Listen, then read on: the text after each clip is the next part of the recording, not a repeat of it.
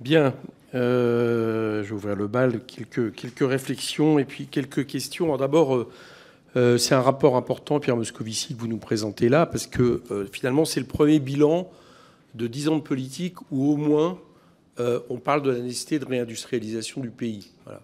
Et que je ne peux pas m'empêcher de penser que ces 10 ans de politique qui ont suivi 15 années précédentes, où quelque part la question de la désindustrialisation ou du départ de l'industrie était au mieux niée, ignorée, ou au pire même finalement vantée.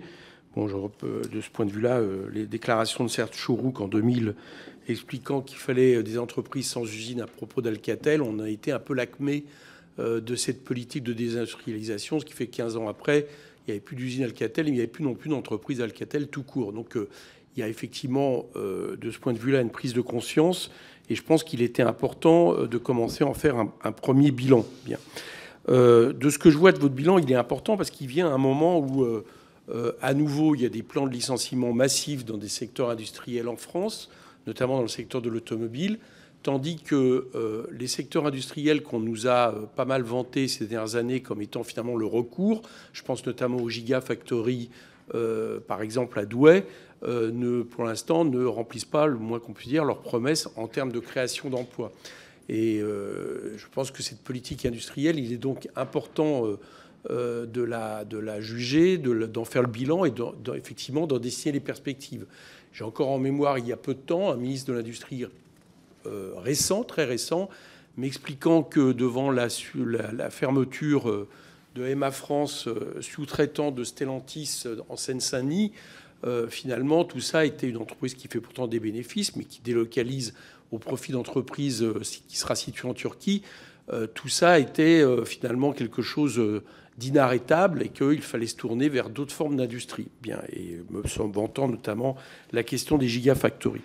Bon, c'est aussi un bilan important parce que Bruno Le Maire, le 29 mars 2024, expliquait que la réindustrialisation était un des plus grands succès économiques des 7 dernières années. Et le moins qu'on puisse dire, c'est qu'à lire votre rapport, vous relativisez quand même si vous notez qu'il y a un progrès, vous relativisez quand même l'importance de ce grand succès au point où on pourrait dire que ça y est, le pays est réindustrialisation. Vous le notez vous-même, c'est fragile. Vous donnez des chiffres de comparaison avec notamment d'autres pays européens. Je me permettrai d'ajouter deux autres chiffres. Je rappelle que la part de l'emploi salarié industriel dans l'emploi salarié privé total recule depuis 2018 de 16,4 à 15,5%, et que par contre, le travail à temps partiel des ouvriers augmente à contre-courant de la tendance d'ensemble dans le travail salarié en global. Donc ça montre bien qu'on a des progrès, certes, mais qui sont encore extrêmement fragiles. Alors de ça, je voulais vous poser plusieurs questions. Déjà, observez que dans les recommandations que vous faites, plusieurs, j'allais dire, me parlent. Je pense notamment à la question de la demande de révision de l'assiette du crédit impôt recherche, à la question, peut-être, c'est pas dit explicitement, mais je le subodore, d'une interrogation sur la suppression uniforme de la CVAE et de réfléchir à des modalités de calcul d'impôt de production qui évitent les effets de bord sur l'industrie, et différentes autres logiques, notamment sur la doctrine de prise de participation de l'État ou la réorientation de certains financements de France 2030. Tout ça me semble utile. Par contre, il y a un absent dans vos recommandations qui me semble important et qui est d'autant plus important au moment où Donald Trump prend la présidence des États-Unis, c'est toutes les politiques de protection. Voilà. Je n'ai pas vu dans vos recommandations, j'ai vu des recommandations soutenues à l'échelle européenne de projets, mais je n'ai pas vu de recommandations s'interrogeant sur la question de protection de nos industries. Je pense par exemple à celle de proposition sur les taxes kilométriques que nous avons mis pour notre part sur la table, de la renégociation de traités de libre-échange, par exemple d'idées d'agences pour la relocalisation, de droits de douane ciblés. Donc là-dessus, il n'y a rien dans votre rapport, et je voudrais savoir quelle est votre réflexion là-dessus. Et enfin, je vais terminer sur trois questions précises. Sur le prix de l'électricité, le prix de l'électricité constitue un avantage compétitif historique pour la France, notamment pour les industries électro-intensives. On parle d'un prix inférieur de 92% par rapport à l'Allemagne sur la période 2012-2020. Or, la fin de l'Arenh au 1er janvier 2026 et l'augmentation programmée des prix de l'électricité menacent cet avantage. Donc, quelles sont les pistes envisagées, ou à votre avis, quelles devraient être les pistes envisagées? Est-ce que vous avez réfléchi pour prévenir la perte de cet avantage historique et le prix de l'électricité tout en préservant le financement d'EDF? Deuxième question, c'est sur la question de la formation et l'apprentissage. Un obstacle au développement de l'industrie en France, et vous le dites, est la pénurie de compétences, alors même que les dépenses dans l'apprentissage dirigées vers l'industrie sont passées de 27 millions d'euros en 2019 à 536 millions d'euros en 2023, et que l'on a favorisé à partir de 2018 la création d'écoles de formation soutenues par des filières avec des dotations importantes. D'où ma question, est-ce que cette pénurie de compétences traduit un échec du modèle de l'apprentissage tel qu'il existe depuis quelques années dans notre pays et de la formation professionnelle privée sur fonds publics? Sur le contrôle des investissements étrangers, il y a une actualité évidemment particulière avec la vente annoncée d'Opella, producteur de Doliprane. Le décret Montebourg de 2014 est censé permettre à l'État d'assurer la sécurité des activités stratégiques. Toutefois, l'utilisation de ce décret par les gouvernements successifs semble limitée. Je pense à Alstom, Opella ou encore General Electric qui a manqué ses engagements au prix d'une sanction modeste et insuffisamment douloureuse de 50 millions d'euros. Est-ce que les alternatives dont dispose l'État pour faire face à l'acquisition d'une entreprise présentant un intérêt stratégique vous semblent-elles suffisantes? Et puis, dernière question, c'est évidemment sur l'industrie automobile et la bifurcation écologique. Est-ce que la Cour a identifié des instruments qui permettraient de soutenir l'industrie afin d'électrifier le parc automobile par une production française? Merci, Monsieur le Président, de répondre à ces quelques questions. Merci, Monsieur le Président Coquerel. Il y a une chose que je ne peux pas cacher, une fois n'est pas coutume. Si en effet j'ai tenu à venir présenter ce rapport devant vous, c'est parce que j'y suis quand même particulièrement sensible. Je n'oublie pas complètement que j'ai été par 3 fois élu par des électeurs d'une circonscription très industrielle, celle du pays de Montbéliard, pour les représenter dans cette assemblée. Et que j'ai aussi été pendant quelques années le président de l'agglomération de ce territoire qui était touché par la désindustrialisation et notamment par l'industrie automobile. Et je suis convaincu, je vais fermer rapidement, rassurez-vous, cette parenthèse personnelle, mais je ne peux pas complètement cacher que c'est un sujet dans lequel je me sens quand même concerné et investi. La très grande préoccupation que j'ai pour notre industrie, y compris pour notre industrie automobile, et la conviction que j'ai que nous devons absolument faire de l'industrie une priorité. Un pays comme le nôtre qui se désindustrialise est un pays qui a incontestablement s'affaibli. J'ai toujours considéré que l'idée de France sans usine était non seulement une ânerie, mais quelque chose de suicidaire pour le pays. Alors, en effet, je reviens à des considérations plus objectives. Pardonnez-moi de cette parenthèse, cette incursion, une fois n'est pas coutume, dans mon passé, mais c'est vrai que c'est un sujet qui me tient quand même plus particulièrement à cœur que d'autres. Je ne peux pas le cacher. Il y a eu, c'est pour ça que la décennie est une assez bonne unité de mesure. C'est pas un problème politique de qui a gouverné jusqu'à ce moment-là, et puis c'est que la prise de conscience de la nécessité du retour de la politique industrielle, qui avait d'ailleurs marqué les premières décennies de la Ve République, puis qui s'était estompée, date effectivement à peu près ce moment-là.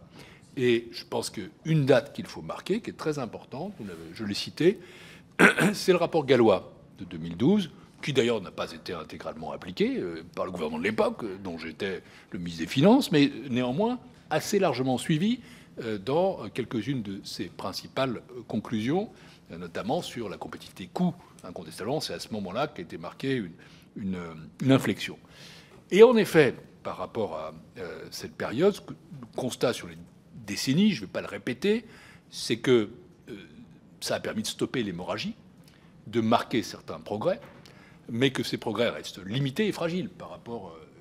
non, il n'est pas exact de dire que la France est massivement réindustrialisée. Elle a cessé de perdre des emplois industriels, a recommencé à en créer à un rythme assez lent, mais l'écart avec nos partenaires, compétiteurs, reste assez marqué, et ces acquis restent fragiles, et il faut continuer à marquer une priorité pour l'industrie si on veut rester dans cette course et aussi aller de l'avant. Alors, vous avez repris, Monsieur le Président, mais j'en profite pour le répéter, un certain nombre de propositions du rapport sur lesquelles j'insiste à nouveau. sur le crédit d'impôt recherche, qu'il ne s'agit pas de démanteler, mais qui peut être réformé. Sur les impôts de production, nous ne suggérons pas d'en réduire l'importance pour les finances publiques, mais d'en modifier les assiettes afin de les rendre tout simplement plus orientées pour l'industrie. C'est une réflexion déjà très ancienne, je dois l'avouer. Je me souviens de débats qui existaient déjà quand j'étais ministre des Finances et disons que ça reste encore très présent. Sur la doctrine de l'APE, non seulement nous suggérons de la préciser, même si elle a fait des progrès tout à fait importants au cours des dernières années, depuis longtemps déjà, dans la décennie, mais surtout de l'articuler avec les autres grands acteurs des politiques publiques en matière industrielle, que sont en particulier la Caisse des dépôts, Bpifrance, l'ADEME, pour avoir en quelque sorte une vision globale des acteurs étatiques ou para-étatiques en la matière, pour éviter aussi les déperditions en ligne qui peuvent se produire. J'ai aussi dit sur France 2030 qu'un certain nombre de programmes pouvaient être arrêtés et qu'il fallait repenser l'ensemble. La Cour a eu l'occasion de se prononcer sur ce programme dans un rapport qui était, je crois, pour la commission des finances de l'autre assemblée, c'est bien ça, du Sénat. Alors, voilà quelques remarques générales qui vont dans le même sens que vous, avec aussi cette sensibilité particulière que... Alors, nous n'avons pas fait de travaux sur la protection, ni au sens des investissements étrangers en France, ni au sens du commerce extérieur. Vous avouerez que le sujet est quand même un sujet largement d'actualité, mais si la Commission des finances envisage de nous confier un nouveau rapport, non, je ne plaisante pas, je plaisante à moitié, sur ces sujets, nous sommes tout prêts et nous nous mobiliserons avec le même intérêt pour le faire. Disons qu'on va avoir assez vite quelques champs d'expérience un peu nouveaux, je le crains, mais je ne veux pas faire de commentaires à chaud sur quelque chose qui est en train de se produire, mais ça fait partie des thèmes sur lesquels nous réfléchirions volontiers à votre demande dans les mois à venir. Sur la révision de l'assiette du crédit d'impôt recherche, nous suggérons un ajustement avec une prise en charge forfaitaire des frais de fonctionnement, l'exclusion des dépenses de veille technologique, la suppression du crédit d'impôt sur les collections et l'ajustement des dépenses jeunes chercheurs qui sont subventionnés aujourd'hui à 120%, ce qui est tout de même un peu beaucoup. Sur les tarifs de l'électricité, nous ne prononçons pas car il y a une négociation en cours avec les entreprises énergo-intensives qui sont les principales bénéficiaires des aides à l'énergie, mais nous avons quand même pointé qu'à l'évidence, ça devait être un sujet de vigilance, puisque ce changement en 2026 peut traduire une perte de compétitivité, mais qui est aussi dopée par des mécanismes qui sont très particuliers. Enfin, sur l'apprentissage, c'est un thème dont je sais vous débattez aussi dans le cadre du projet de loi de finances. La Cour a formulé et va formuler aussi des recommandations pour revoir et rationaliser le financement de l'apprentissage, qui aujourd'hui est devenu trop élevé. Voilà une politique qui, pour le coup, a été relancée franchement il y a quelques années. C'était de manière bienvenue car le chômage des jeunes était très élevé, mais nous observons qu'il y a quand même un certain nombre d'effets latéraux, disons, qui se sont développés, à savoir que d'abord ça est devenu extrêmement coûteux, que ça bénéficie à des publics qui n'en ont en réalité pas besoin, et ça bénéficie insuffisamment à des publics qui en auraient besoin. C'est pas spécifique à l'industrie. Pour l'industrie, je dirais que l'enjeu essentiel nous paraît être de développer un dispositif de soutien durable, coordonné avec les acteurs dans les bassins d'emploi, car je l'ai dit, derrière ce qu'on fait sur l'apprentissage, il y a aussi des problèmes d'attractivité et des problèmes d'image. C'est-à-dire qu'on forme trop peu de gens, par exemple sur les sujets métaux et autres, mais ensuite, non seulement on en forme trop peu, mais trop peu vont dans l'industrie elle-même. Et notre souci, je le répète, c'est l'efficacité de la dépense. Les diplômés du supérieur ne voient pas d'amélioration de leur employabilité du fait de l'apprentissage. Je préside une institution qui a des apprentis. Bon, on bénéficie des dispositifs, mais honnêtement, c'est pas cela qui devrait être priorisé par les... Ils viendraient quand même chez nous. Sans cela, ils trouveraient des débouchés chez nous. En revanche, d'autres jeunes en ont besoin. Donc il y a une question non seulement d'économie, mais aussi de recentrage et d'amélioration de l'image et de l'attractivité de l'industrie qui est fondamentale en la matière. Mais ce sujet, l'apprentissage, alors pour le coup, c'est un sujet qui n'est pas que financier, il est financier et structurel. Voilà quelques remarques en réponse à vos questions. D'accord. Sur les questions d'intérêt stratégique, est-ce que les alternatives dont dispose l'État sont suffisantes?